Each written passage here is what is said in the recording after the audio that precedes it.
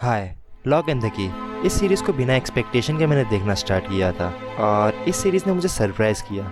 इस सीरीज़ को देखने के बाद मेरा क्या एक्सपीरियंस रहा, उसी को आज मैं इस वीडियो के थ्रू शेयर करना चाहता हूँ। So let's begin. इस सीरीज़ का फर्स्ट सीज़न 2020 में नेटफ्लिक्स पे रिलीज़ हुआ था। इस सीरीज़ को सुपरनैचुरल हॉरर ड्रामा कैटेगरी में रखा गया है। स्टोरी स्टार्ट होती है कार से, जिसके अंदर 3 बच्चे होते हैं और उनकी मॉम होती है। यहाँ पे हमें बताया जाता है कि तीनों बच्चे अपने फादर के पुराने घर में जा रहे होते हैं रहने के लिए। इन तीनों बच्चों का नाम टाइलर, किन्सी और बोडी होता है। तीनों का सरनेम लॉक होता है। लॉक फैमिली से बिलोंग करते हैं। सीरीज के स्टार्टिंग में ही हमें बता दिया जाता है कि तीनों की फादर की डेथ हो जाती है और उनकी पूरी फैमिली की हाउस में शिफ्ट होना चाहती है और अपना शहर बदल देती है। शुरुआत में स्टोरी नॉर्मली चलती जाती है, पर तीनों सिबलिंग्स में से सबसे छोटा बच्चा, जिसका नाम बोडी होता है, उसे वेल हाउस में से एक औरत की आवाज आती है। वो वेल हाउस जाता है और उस औरत से बात करने की कोशिश करता है।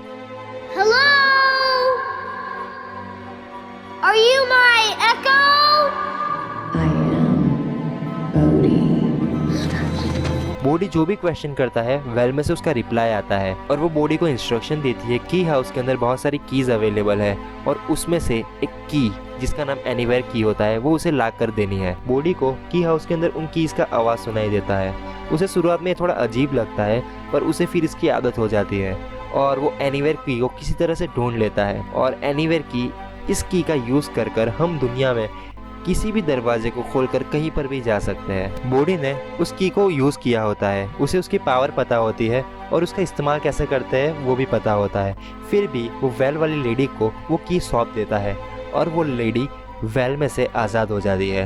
अब यहाँ पे ट्विस्ट यह आता है कि हमें पता चल जाता है कि वेल वाली लेडी असल में दुश्मन है और वो सारी कीज को पाना चाहती है, जिसे बोडी के फादर ने लॉक हाउस के अंदर डिफरेंट जगह पे छुपा रखी थी। अब यहाँ पे क्वेश्चन ये आता है कि वेल लेडी उन सारी कीज को खुद ही हासिल क्यों नहीं कर लेती। इस चीज का आंसर भी हमें सीरीज में अच्छे से दिया गया है। जो भी कीज होती है वो आपस में एक दूसरे से बात करती है और वो बातें बच्चों को सुनाई देती है जिनकी एज 18 से कम होती है। और 18 के बाद जो भी इंसान उस घर के अंदर आता है उसे वो कीज की आवाज सुनाई नहीं देती और इसी रीजन की वजह से वेल लेडी बोडी का सहारा लेकर कीज ढूंढना चाहती है, जिससे वो अपना एक बुरा मकसद पूरा कर सके। सीरीज का फर्स्ट एपिसोड एक इंट्रोडक्शन एपिसोड की तरह हम देख सकते हैं, जिसके अंदर हमें सीरीज का प्लॉट सिंपल वे में समझाने की कोशिश की गई है कि हम सीरीज से आगे क्या एक्सपेक्ट कर सकते हैं। सेकंड एपिसोड से बोडी के भाई और बहन को भी की हाउस का सीक्रेट पता चल जाता है। उन्हें ये चीज बहुत इंटरेस्टिंग लगती है और की हाउस के अंदर बाकी जितनी भी कीज होती है उन्हें वो धीरे धीरे करके ढूंढना चाहते हैं और ढूंढ भी लेते हैं। उन की का इस्तेमाल करके उन्हें कई सारी इंटरेस्टिंग चीजें पता चलती है, लाइक की हाउस का इतिहास क्या रहा है, उसके अंदर किन किन लोगों ने कीज को यूज किया है, उनके फादर, उनके फ्रेंड्स किस तरह से की का यूज कर खेलते थे। इन सारी कीज के अंदर हमें हेड की के बारे में पता चलता है, जिसका इस्तेमाल कर हम किसी के भी दिमाग में जा सकते हैं।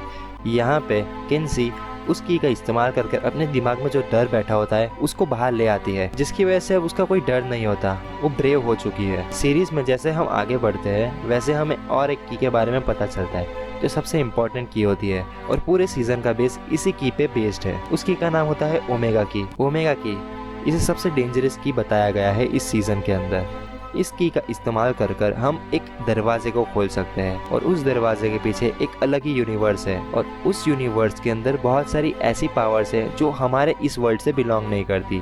जो हमारे इस वर्ल्ड में आ गई तो तबाही मचा देगी। इसीलिए उस दरवाजे का बंद होना जरूरी था और उस दरवाजे की थी ओमेगा की, जिसे छुपा कर रखा गया था। इस सीरीज के अंदर टाइलर और किन्सी की हाई स्कूल लाइफ दिखाई गई है। उसमें उनके नए फ्रेंड्स दिखाए गए हैं। उन फ्रेंड्स के साथ वो अपने सीक्रेट शेयर करते हैं। वो सारी चीजें हमें बहुत पसंद आती है। हाई स्कूल वाली जो फीलिंग होती है वो हम सच में फील कर पाते हैं। पढ़ाई के अलावा इस सीरीज की और एक बेस्ट बात मुझे ये लगी कि इस सीरीज के एंड के एपिसोड तक हम क्यूरियस होते हैं। हमारे अंदर ये जानने की इच्छा होती है कि आगे क्या होगा और सच में हम उन एडवेंचर्स को खुद ही कर रहे हो ऐसा फील कर पाते हैं। चिलिंग एडवेंचर्स ऑफ सबरीना, इससे तो काफ़ी बेटर सीरीज ये मुझे लगी। हर एक एपिसोड के साथ हमें एक नई की से इंट्रोड्यूस करवाया जाता है। उस की एक अलग ही यूनिकनेस हमें दिखाई जाती है और उन कीज का इस्तेमाल कर तीनों बच्चे अलग अलग शरारत करते हैं, कुछ सीक्रेट ढूंढने की कोशिश करते हैं और कई सारी चीज़ें करने की कोशिश करते हैं, जो देखकर हमें बहुत मज़ा आता है। जब सीज़न ख़त्म होने आता है, यानी कि लास्ट के 2 एपिसोड्स, उसके अंदर स्टोरी बहुत इंटरेस्टिंग वे से हमें दिखाई गई है। उन दोनों एपिसोड के अंदर वेल लेडी बाकी सारी कीज़ को हासिल करने के लिए बॉडी और उसकी फैमिली के पीछे पड़ जाती है। अब बात आ जाती है सर्वाइवल की, और सर्वाइवल की जब बात आती है तब इंसान कुछ भी कर सकता है, और वो चीज़ इस सीरीज़ के अंदर पूरी तरह से अप्लाई होती हुई नजर आती है। हमें वो चीज़ें बहुत पसंद आती है। बॉडी और उसके भाई बहन हर वो कोशिश करते हैं जिससे वो वेल लेडी को हरा सके और उसे फिर से उसके वही यूनिवर्स में भेज सके। उनका ये सफ़र हमें बहुत पसंद आता है, उनकी हर कोशिश, और उन कोशिशों के अंदर टाइलर और किन्सी के सारे फ्रेंड्स इकट्ठा हो जाते हैं और उनकी हेल्प करने की कोशिश करते हैं। उनका ये मानना होता है कि टाइलर और किन्सी उनके टाउन में एक गेस्ट की तरह है और गेस्ट की हेल्प करनी चाहिए। सीरीज़ ख़त्म होते होते हमें एक क्वेश्चन के साथ छोड़ दिया जाता है। उस क्वेश्चन का आंसर ऑफ कोर्स हमें सीज़न 2 के अंदर दिया जाएगा, पर इस सीरीज़ के लिए हमारी यहाँ से एक्सपेक्टेशन और बढ़ जाती है।